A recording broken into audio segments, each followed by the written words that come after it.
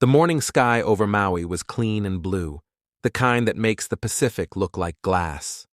Aloha Airlines Flight 243 leveled at 24,000 feet, the seatbelt sign off, a cart rattling forward from the galley.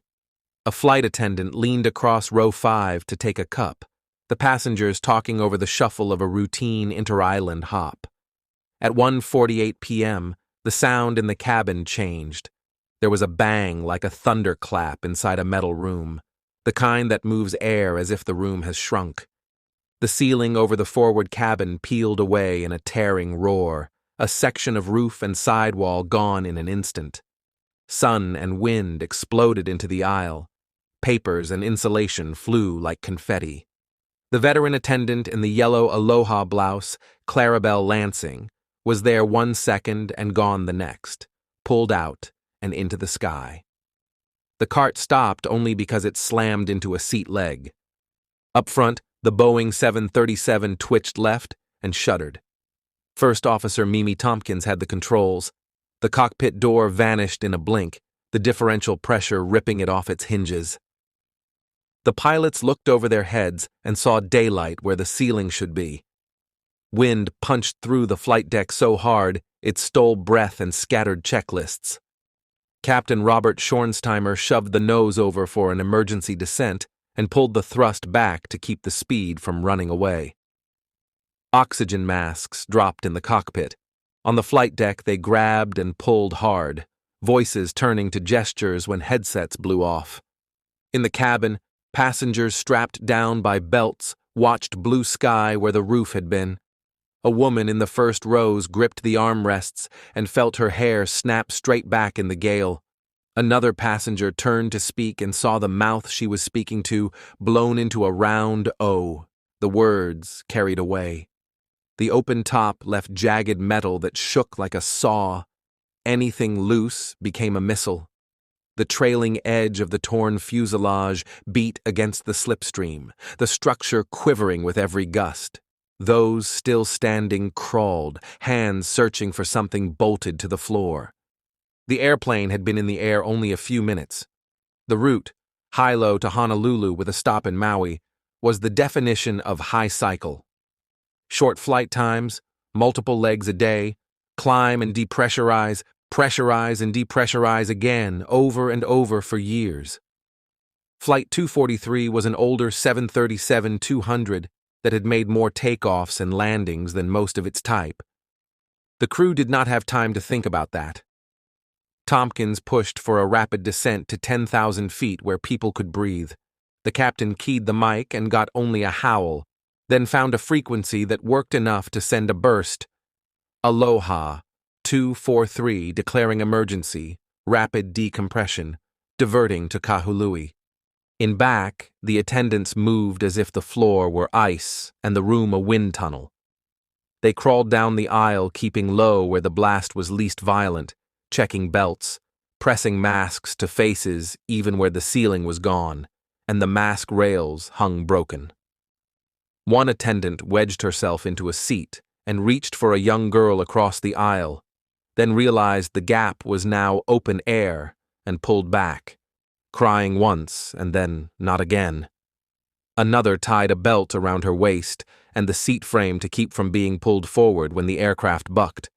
They could not reach the front to confirm what they already feared about Lansing.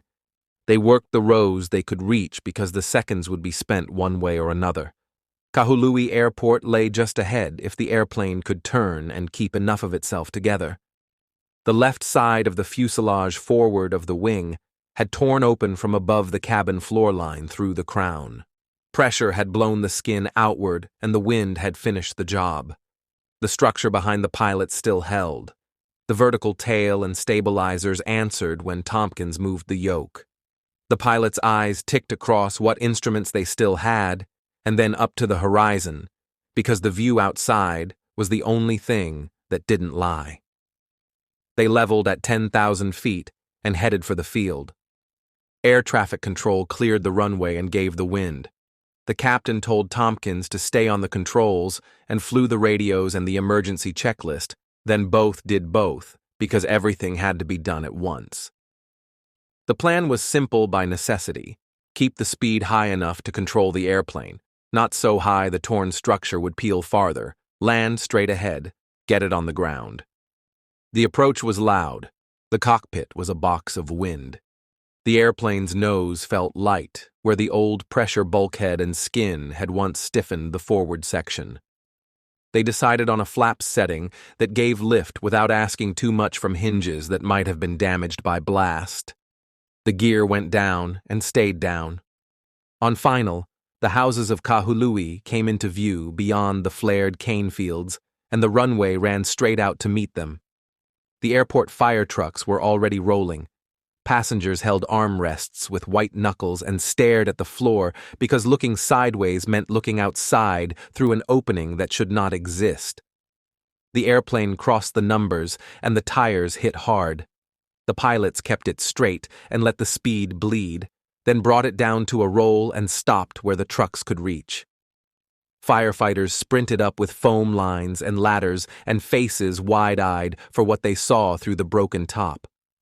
Evacuation orders were simple. The forward exit was gone.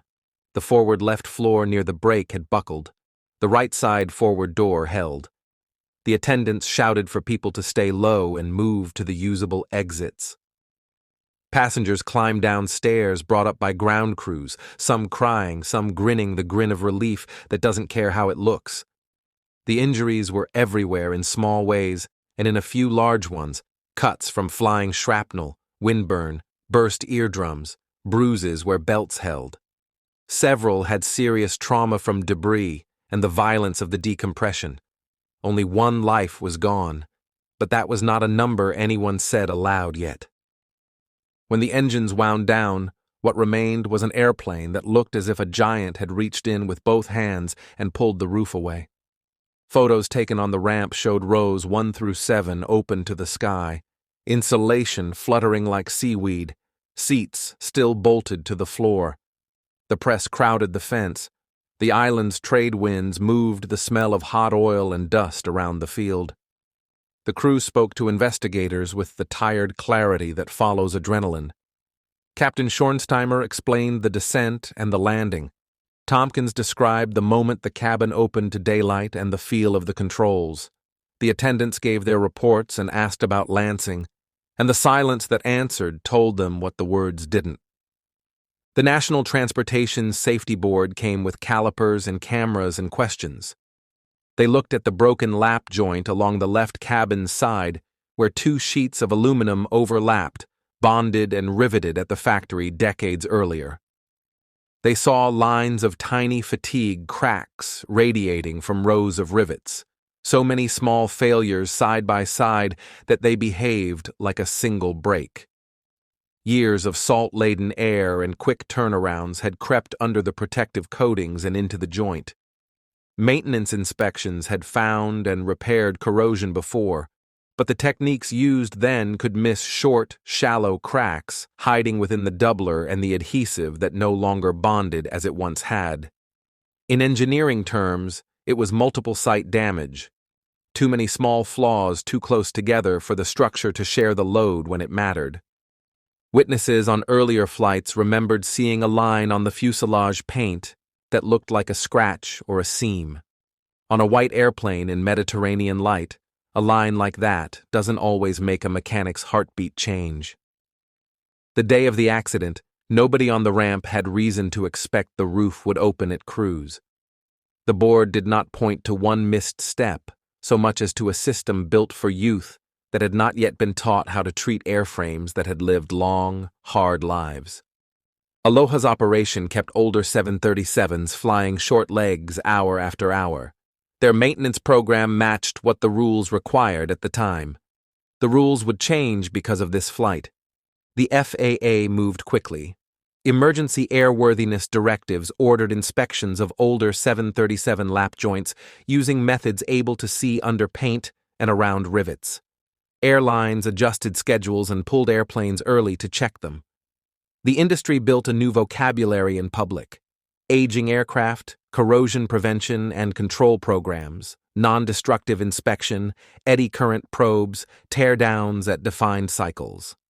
The accident became a case study for every airline that works its fleet hard in salt air. It also became a talisman for flight attendants everywhere, a reminder of how they stand between routine and survival, and how a colleague can vanish in the space between one sentence and the next. On Maui, the memory sits in sunlight.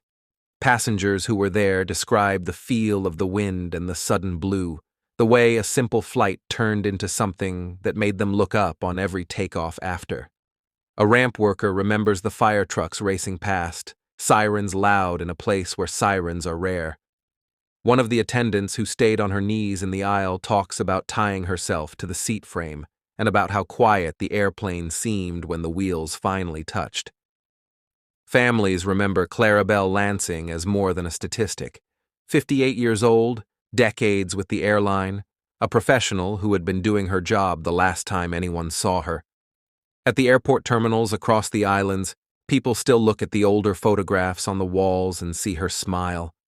A BOA ARD flight decks today. Laminated cards list decompression drills that read like the actions taken that afternoon. Masks on, descend, divert, land.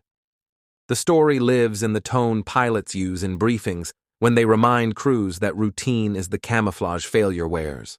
It lives in the skin of airplanes checked more often and more carefully because a gap in the sky once opened over Maui, and the wind told everyone aboard how thin the margin can be. Thank you for listening to Road to Ruins. Subscribe for more true stories where systems fail and people pay the price.